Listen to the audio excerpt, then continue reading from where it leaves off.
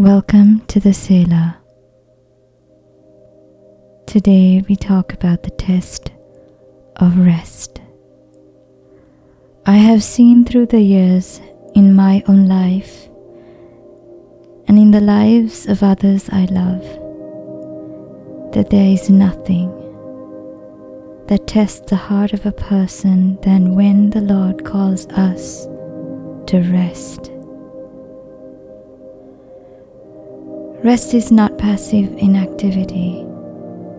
Rest is a fast of fire, far from the performative rituals we sometimes engage in the misaligned pursuit of God's already finished work of grace. Rest is a call to lay down control, to lay down self-effort, lay down personal agendas, to free fall into God's sovereignty, and to test the limits of scandalous grace.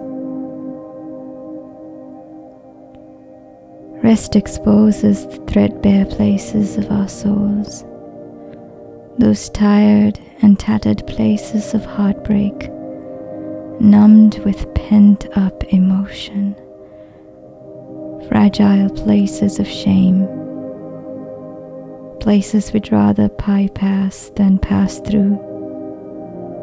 Rest reveals our fruitless striving, trying to pay reparations to God with overextended works of zeal or compassion, running ourselves to the ground in the name of God. While Spirit beckons us to behold in awe the price we can never repay, calls us back from fruitless works, back from self-exile, back to being in Eden. When Spirit calls us to rest, to lay down our plans, midway, mid-journey, mid-sentence, rest becomes the test of obedience. When Spirit calls to rest, rest becomes the anti-venom that draws to the surface the poison of our heartbreak. When love was betrayed, trust burned, and bridges were razed to the ground. When we learned that love, this distorted kind of love, was not only the reward of conformance, but that man-pleasing performance was necessary for survival itself. But when we enter God-ordained disruption that forces us to rest, at first we flail in the throes of discomfort, flesh fighting spirit. But as grace arrests well-worn loops in nervous systems attuned to survival and sends shockwaves down the spine of our learned mindsets, where we think that love is the earned reward for conforming into obedience, then Spirit broods, Spirit breathes, Spirit resounds, whispers, conformance, my child, was never obedience. And love was never a reward for obedience, for even when we were in disobedience, this love, His love, it loved us first, gave Himself fully for us first, without demanding conformance or manipulation. Rest is disruption, pressure within, causing seismic shifts of the heart, forcing pent-up true feelings to the surface in volcanic vehemence.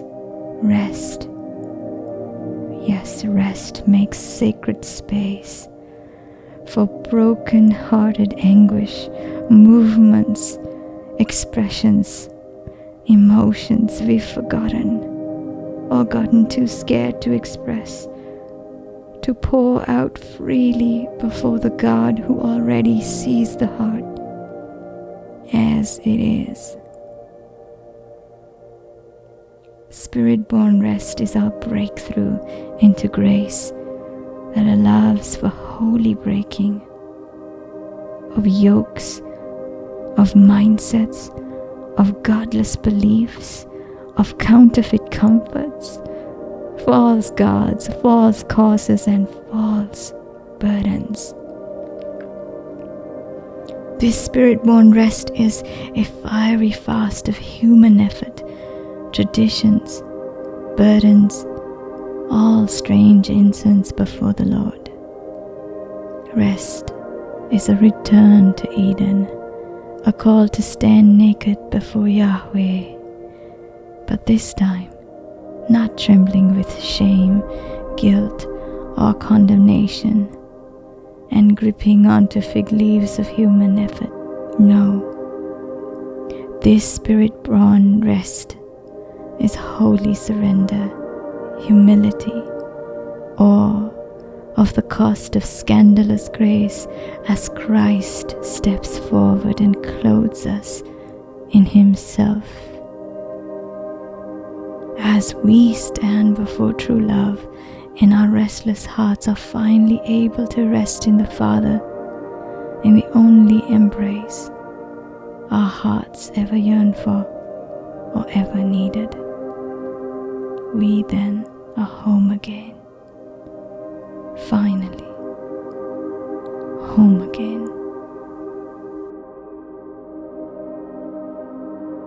Thank you for entering the Selah with me today. Until the next reset, I bless you.